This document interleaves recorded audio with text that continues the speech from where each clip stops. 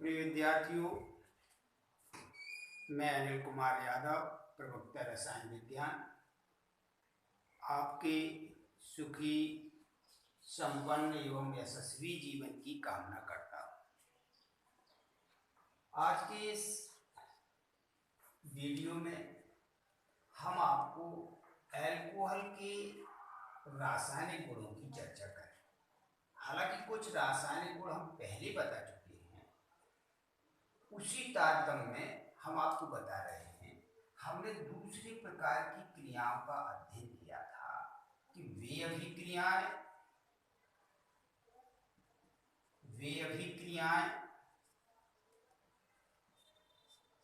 जिनमें अल्कोहल का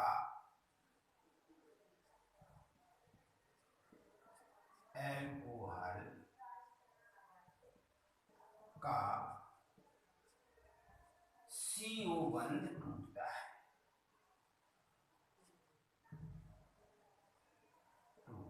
है, अर्थात OH समूह अलग होता है।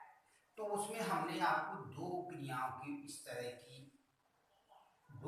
के बारे में बताया था। पहला बताया था हमने हैलोजन अम्लों के साथ क्रिया, दूसरी बताई थी हमने आपको फास्फोरिल हैलाइड के साथ क्रिया। अब हम तीसरी क्रिया पर विचार करेंगे। इस कैटेगरी की तीसरी क्रिया जो है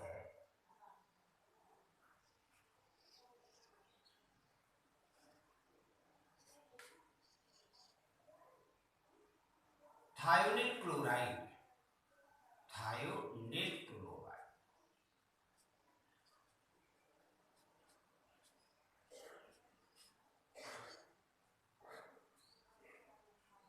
associate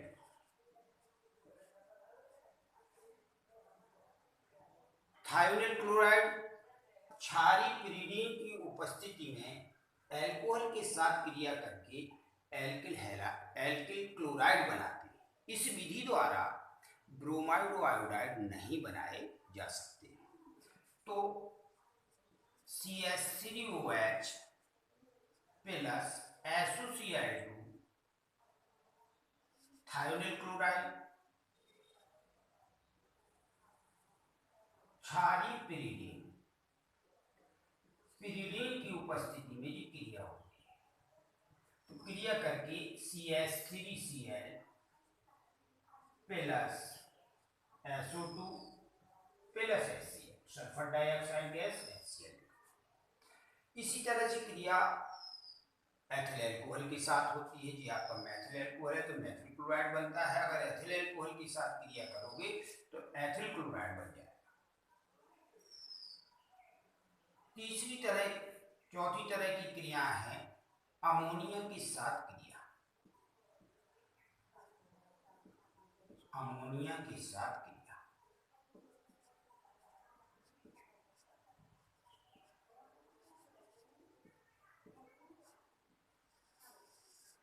reaction with ammonia. Alcohol की वाष्प तथा अमोनिया के मिश्रण को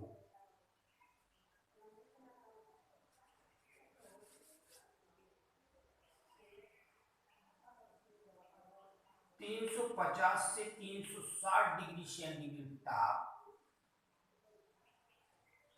अगर इस ताप को आपको केल्विन में बदलना है तो 273 जोड़ दें। अल्कोहल की वाष्प और अमोनिया के मिश्रण को 350 से 360 डिग्री सेंटीग्रेड ताप पर गर्म एल्यूमिना पर प्रवाहित करने पर प्राथमिक, द्वितीयक और तृतीयक एमिनों का मिश्रण प्राप्त होता है। CH3 CH2 NH plus H2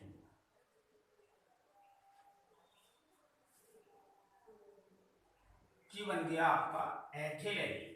एथिलेमीन एक महत्वपूर्ण नाइट्रोजनी यौगिक है, एथिलेमीन। अभी आप देख रहे हो, पिछले हम इसको थोड़ा ध्यान देने योग्य रिएक्शन है। हमने बनाया था।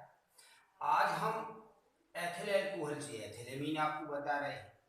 तो ये एथिलेमीन की बनाने की विधि है, यहाँ अल्कोहल का रासायनिक गुण है।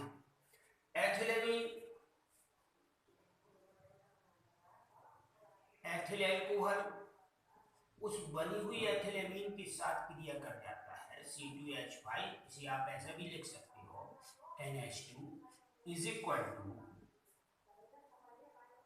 C2H5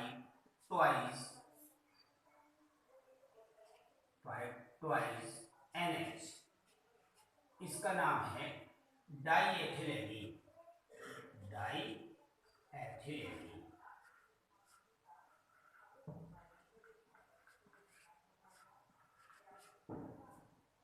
तो ये अमोनिया के साथ क्रिया। अब डाईएथिलेमीन फिर से आपकी एल्कोहल के साथ क्रिया करके यहाँ जल तो बन रही है, ट्राईएथिलेमीन बनाता है। इसी तरीके से क्रिया मेथिल अल्कोहल के साथ होती है और मेथिल एमीन, डाईमेथिलेमीन और ट्राईमेथिलेमीन की क्रिया हम अभी आपको बता रहे हैं।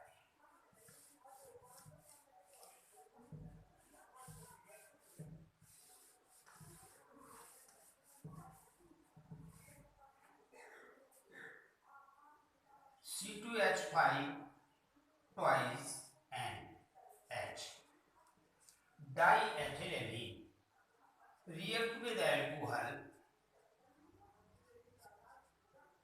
in presence of Al2O3 ऊपर नीचे at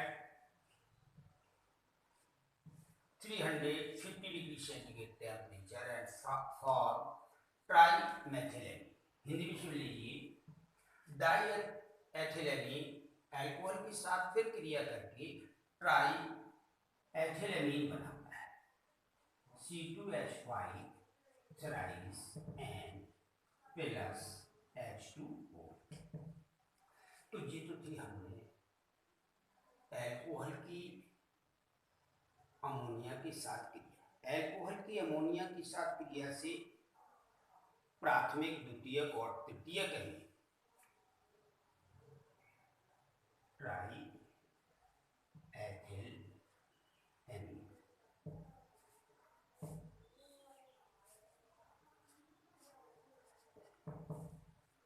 अब आप ध्यान से सुनिए, जी हमने दूसरी तरह की क्रियाओं की व्याख्या की थी जिनमें अल्कोहल का OH समूह अलग होता है, अर्थात CO बंध टूटता है। अब तीसरी तरह की क्रियाएं का अध्ययन करेंगे। उन क्रियाओं में आप देखेंगे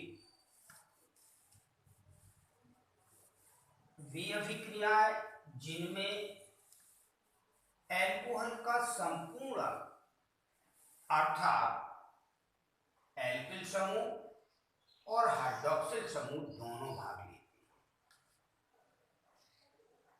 तीसरी तरह की क्रिया है वे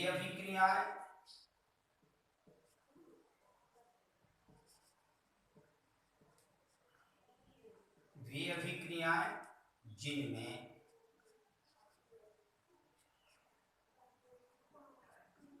एल्किल समूह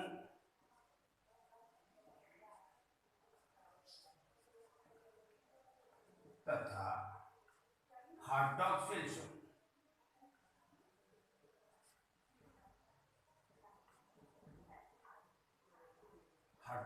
समूह भाग लेता है।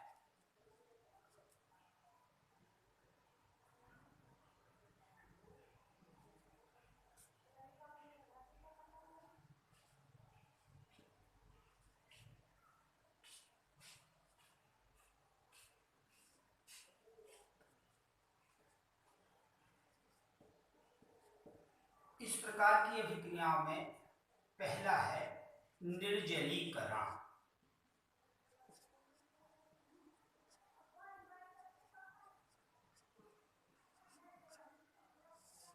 Dehydration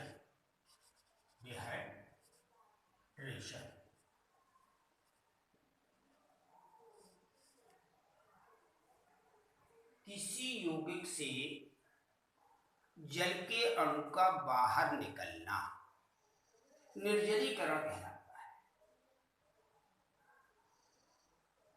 elimination of water molecule from that that compound is known as dehydration. Dehydration कहलाता वह अभिक्रिया जिनमें किसी पदार्थ के अणु से जल का अणु बाहर निकलता है उसे निर्जलीकरण अभिक्रिया है। निर्जलीकरण क्रिया को संपन्न करने के लिए जिन अतिरिक्त पदार्थों की आवश्यकता होती है उन्हें निर्जलीकारक कहते हैं। ध्यान से सुन लीजिए, प्रमुख निर्जलीकारक हैं आपके कंसंट्रेटेड H2SO4, निर्जल जिंक क्लोराइड, निर्जल कैल्शियम क्लोराइड, कैल्शियम ऑक्साइड, ये आपके प्रमुख phosphorus pentoxide, these are the important dehydrating agent। ये सब महत्वपूर्ण निर्जलीकारक पदार्थ हैं, लेकिन किसी क्रिया में एक साथ सब पदार्थों का प्रयोग या किसी भी पदार्थ हर एक निर्जलीकारक का प्रयोग नहीं किया जा सकता है। उसका कारण ये है कि उन परिस्थितियों को देखना पड़ता है कि जो निर्जलीकारक पदार्थ अभिकारक पदार्थ के साथ क्रिया तो नहीं कर रहा है। जैसे अगर एल्कोहल के हम निर्जलीकरण में कैल्शियम क्लोराइड का प्रयोग करते हैं तो calcium chloride react with ethyl alcohol to form a additional compound. तो कैल्शियम क्लोराइड एथिल अल्कोहल के साथ योगात्मक यौगिक बना लेता है। अतः इस अल्कोहल की निर्जलीकरण क्रिया में हम कैल्शियम क्लोराइड का प्रयोग नहीं कर सकते।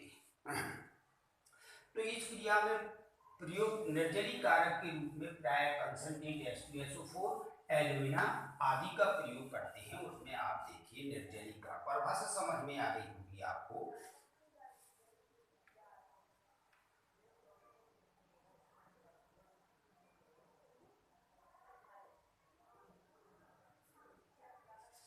एल्कोहल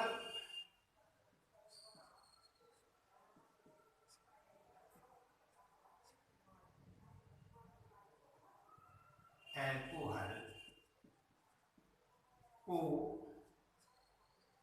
कंसंट्रेट H2SO4 के साथ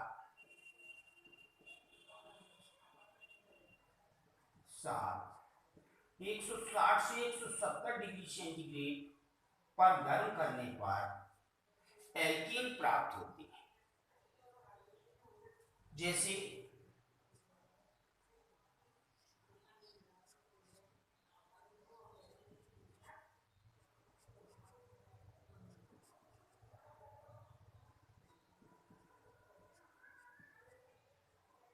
आप थोड़ा ध्यान से सुनना जी, हमने एथिल अल्कोहल का संरचना सूत्र बताया है। संरचना सूत्र बताना इसलिए है यहाँ जरूरी कि आप देख रहे हो कि एल्कोहल के अणु से जल का अणु बाहर निकलता है। तो जल के अणु बाहर निकलने में जिस कार्बन एटम से OH जुड़ा है उस कार्बन एटम का OH और उसके निकटवर्ती एडजेसेंट कार्बन एटम निकटवर्ती कार्बन परमाणु से हाइड्रोजन जल के रूप में बाहर निकल जाती है। तो आप देख रहे हो कि इस कार्बन एटम का OH बाहर निकल रहा है, इस कार्बन एटम से H बाहर निकल रहा है। तो इस कार्बन परमाणु की एक वैलेंसी यहाँ कम हो रही है, इस कार्बन परमाणु की एक वैलेंसी कम हो रही है, इसलिए कि आपस में मिलकर द्विबंध का निर्माण कर लेते हैं और जी आपकी क्रिया हो जाती है कंसंट्रेट H2SO4 160 से 170 डिग्री सेंटीग्रेड। ये क्रिया और जी बन जाता है CH2 double bond CH2 plus H2O। यह अभिक्रिया इथिलीन बनाने की प्रयोगशाला विधि है। तो आप देख रहे हो, लेकिन यहाँ थोड़ा हमें एक बात विशेष करके बतानी है, ध्यान से सुनिए कि अगर आपका यौगिक एल्कोहल जटिल है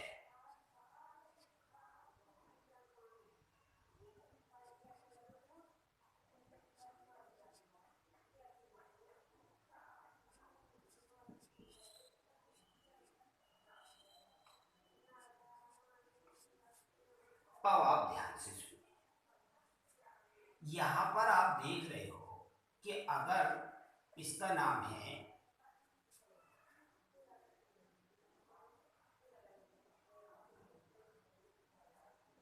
ब्यूटेन टूऑल, ब्यूटेन टूऑल है इसका नाम, ब्यूटेन टूऑल है। इसको अगर हम कंसंट्रेट H2SO4 की उपस्थिति में गर्म करते हैं तो यहाँ पर दो एल्कीन बनने की संभावना हो जाती है। हमने आपको बताया था कि एल्कोहलों के निर्जलीकरण की क्रिया में एल्कोहल का OH समूह निकटवर्ती कार्बन परमाणु की हाइड्रोजन के साथ जल के रूप में बाहर निकलता है। तो ये अगर हम पहली स्थिति में इसका OH और इस कार्बन एटम का H निकाल दें तो आपका जो एल्कीन प्राप्त होगा उसका सूत्र हो जाएगा CH3 CH2 CH double bond CH, ये ब्यूटेन 1 बन गई है।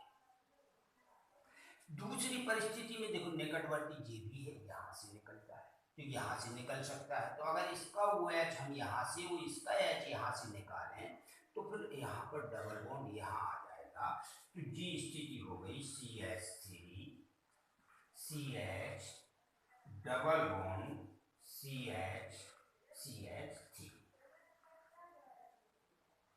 ब्यूट 1A ब्यूट 2A। अब यहाँ हमारे सामने स्थिति है कि कौन सा उत्पाद मुख्य उत्पाद होगा और कौन सा उत्पाद कम मात्रा में मिलेगा अर्थात गौण उत्पाद होगा। तो जी मेजर प्रोडक्ट है और कौन कम मात्रा में बनेगा जी माइनर प्रोडक्ट है। तो अब समस्या आ गई, आपको एक नियम बताने की, जिस नियम से ये क्रिया होती है उस नियम को कहते हैं सैट-जेफ नियम। कौन सा नियम? सैट-जेफ नियम।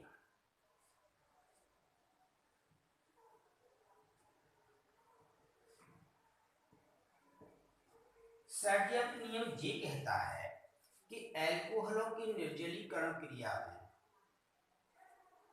एल्कोहल का हाइड्रॉक्सिल समूह उस निकटवर्ती कार्बन परमाणु की हाइड्रोजन के साथ जल के रूप में बाहर निकलता है जिसमें हाइड्रोजन परमाणुओं की संख्या कम होती है। हाइड्रोजन परमाणुओं की संख्या कम होती है। तो यहाँ पर आप देखिए इस कार्बन एटम में 3 हाइड्रोजन एटम है, इस कार्बन एटम के साथ 2 हाइड्रोजन एटम जुड़े हैं, तो इस कार्बन एटम से जुड़े हुए हाइड्रोजन परमाणुओं की संख्या कम है, अतः इस कार्बन एटम की हाइड्रोजन हाइड्रॉक्सिल समूह के साथ जल के अणु के रूप में बाहर निकलेगी। जी आपको इतना सैट-जेफ नियम समझ में आ गया होगा। एक बार थोड़ा फिर से सुन लें। एल्कोहलों की निर्जलीकरण क्रिया में एल्कोहल का हाइड्रॉक्सिल समूह उस निकटवर्ती कार्बन परमाणु की हाइड्रोजन के साथ जल के रूप में बाहर निकलता है जिस पर हाइड्रोजन परमाणुओं की संख्या कम होती है। तो इस कार्बन एटम से कम हाइड्रोजन है तो इसके साथ इसका H इसका OH जल के रूप में बाहर निकलेगा, ये आपका मुख्य उत्पाद होगा। ठीक, अब हम प्रिय विद्यार्थियों और आगे की ओर ले चल रहे तुम्हें।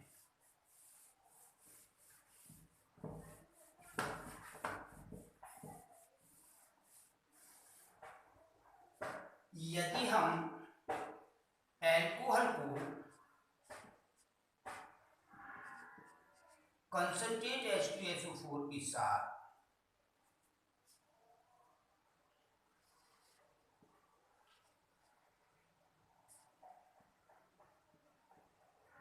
कंसंट्रेट H2SO4 के साथ 140 डिग्री सेंटीग्रेड पर गर्म करते हैं,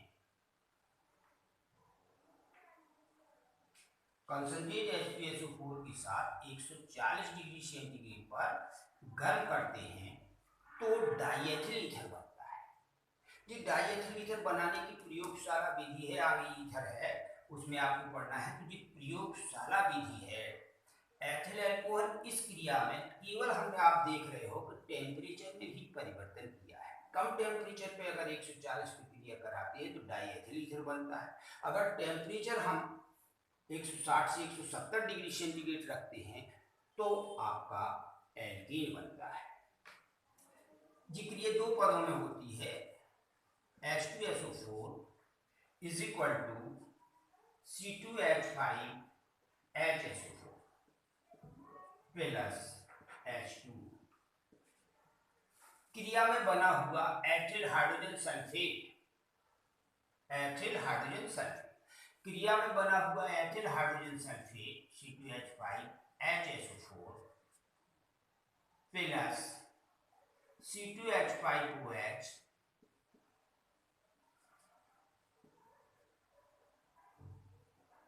C2H5O C2H5 प्लस H2SO4 जी बनता है डाईएथिल ईथर।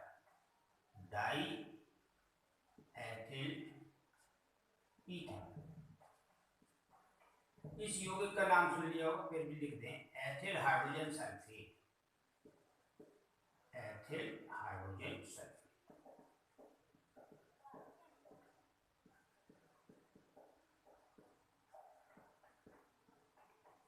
हाइड्रोजन सल्फेट ये आपका बन रहा है। ठीक, तो ये क्रिया निर्जलीकरण क्रिया है।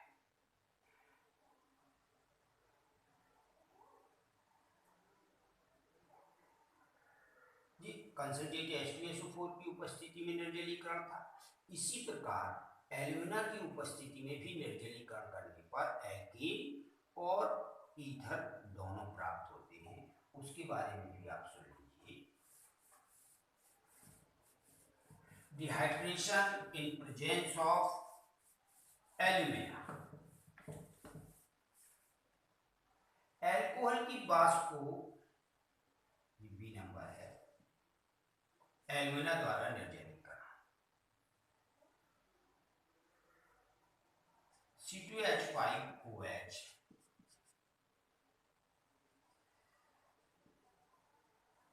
Al2O3 350 से 60 डिग्री सेंटीग्रेड। तो जी आपका बन जाता है CH2 double bond CH2 ethene plus H2। दूसरा, अगर एथिल अल्कोहल की वाष्प को 250 डिग्री सेंटीग्रेड पर गर्म एल्यूमिना पर प्रवाहित किया जाए तो डाईएथिल ईथर बनता है।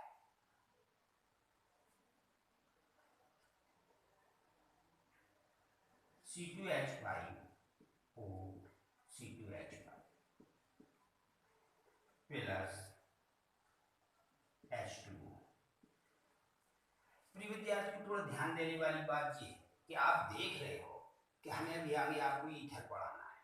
तो ईथर बनाने की दो विधियां हमने आपको यही बता दी है। एक, आप एथिल अल्कोहल और कंसंट्रेटेड H2SO4 की क्रिया से बना सकते हो। दूसरा, आप एथिल अल्कोहल की वाष्प को 250 डिग्री सेंटीग्रेड पर गर्म एल्यूमिना पर प्रवाहित करके इथीन है, डाईएथिल ईथर है। ठीक, तो ये जो चीज निर्जलीकरण क्रिया है। अब इसी आपका जो सिलेबस है उसमें निर्जलीकरण अभिक्रिया की क्रिया विधि है।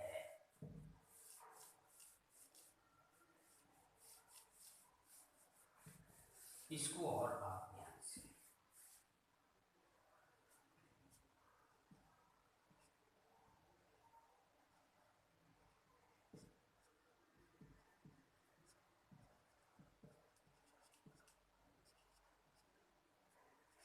निर्जलीकरण क्रिया की क्रिया विधि।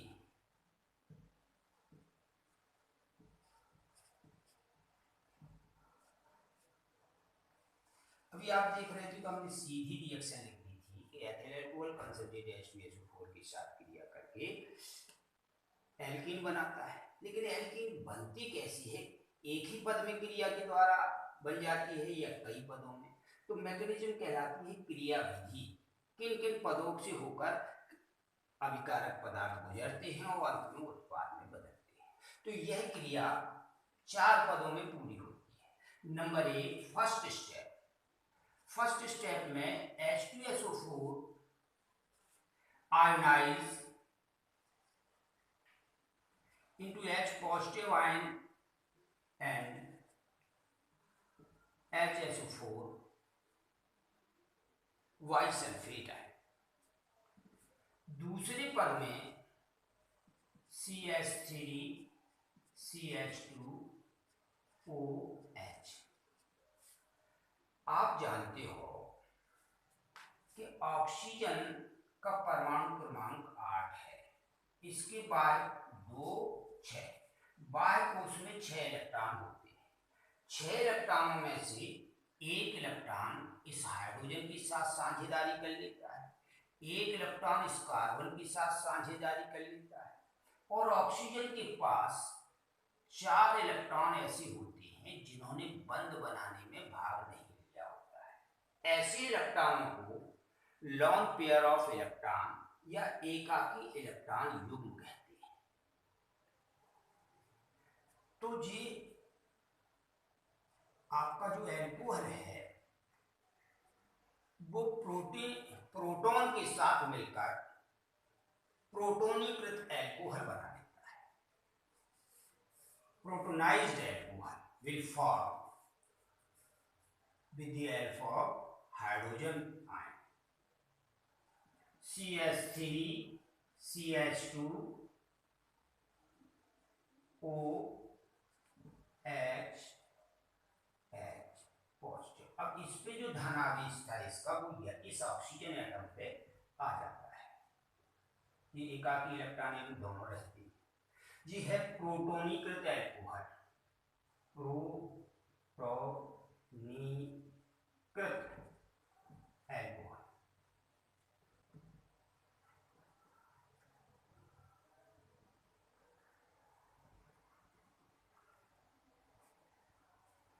इस पे धनावेश होने की वजह से कि इस साझेदार ऑक्सीजन की विद्युत ऋणात्मकता ज्यादा होती है, इस पे पॉजिटिव चार्ज आ गया है, तो इसलिए इस साझेदारी के इलेक्ट्रॉन युग्म को अपनी ओर खींच लेता है। और ये आपका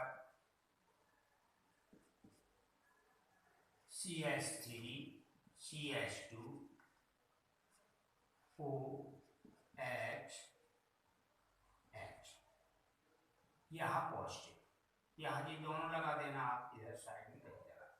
अब यहाँ का जो इस पे धनावेश होने के कारण इलेक्ट्रॉनों की कमी हो गई है, तो ऑक्सीजन की विद्युत ऋणात्मकता कार्बन से वैसे ही जाता है, तो इस साझेदारी के इलेक्ट्रॉन को अपनी ओर खींच लेता है, इस और खींचकर जल के अणु के रूप में बाहर निकल जाता है।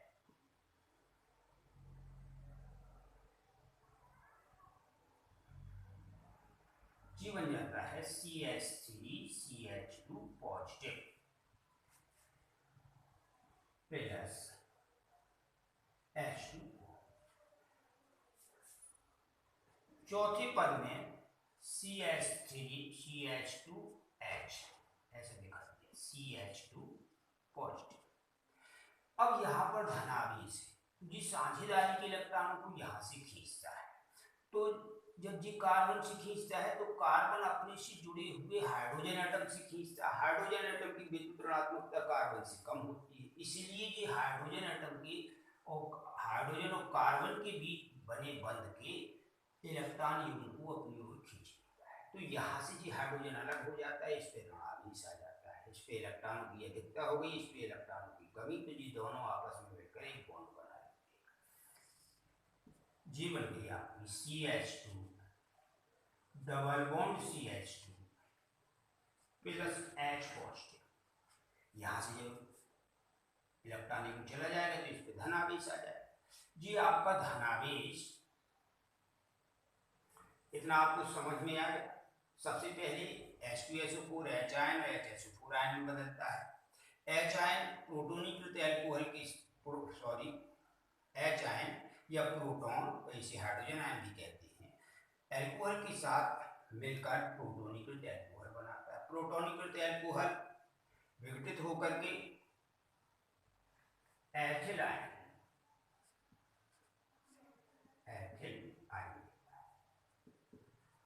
आयन जो है वो आपका इस तरीके से हाइड्रोजन परमाणु को अलग कर देता है और आपस में मिलकर डबल बॉन्ड बना देते हैं, इथेन बन जाता है।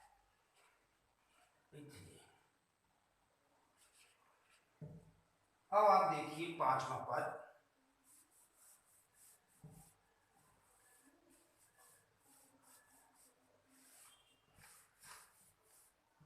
इस चौथे पद में उत्पन्न जो H आयन है वो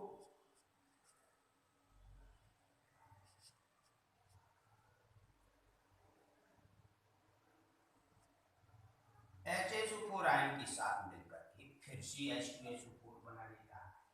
इस प्रकार आप देख रहे हो H2SO4 क्रिया में भाग नहीं ले रहा है, बल्कि उस क्रिया को निर्जलीकरण को उत्प्रेरक के रूप में ये कार्य कर रहा है, उत्प्रेरित कर रहा है। तो ये तो थी 5वां पद, चील अभिक्रिया की क्रिया। प्रिय विद्यार्थियों, एक बात आपसे कहना है,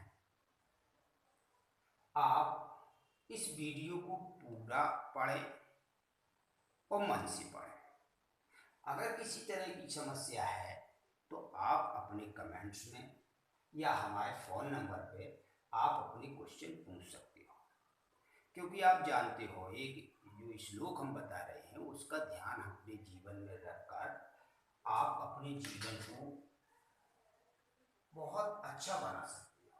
वो श्लोक है, सत्येन रक्षते धर्मा विद्या योगेन रक्षते मृजाय रक्षते रूपम कुलम वृत्तेन रक्षते। सत्य से धर्म की रक्षा होती है, विद्या की रक्षा अभ्यास से होती है, एडिशन एंड रिपीटिशन। अंग्रेजी में एक कहा गया है, practice makes the man perfect. अभ्यास मनुष्य को पूर्ण करता है, पूर्ण बनाता है। तो विद्या का आपको अभ्यास करना है। और तीसरी है मृजाय रक्षते रूपम, साफ सफाई से रूप की रक्षा होती है। आया, साफ सफाई से रूप की रक्षा होती है। और कुलम वृत्तेन रक्षते, और अपने आचरण से कुल की मर्यादा की रक्षा होती है। तो प्रिय विद्यार्थियों, इस श्लोक को आपको बड़े ध्यान से अपने जीवन में उतारना है। इसी के साथ अगला वीडियो कर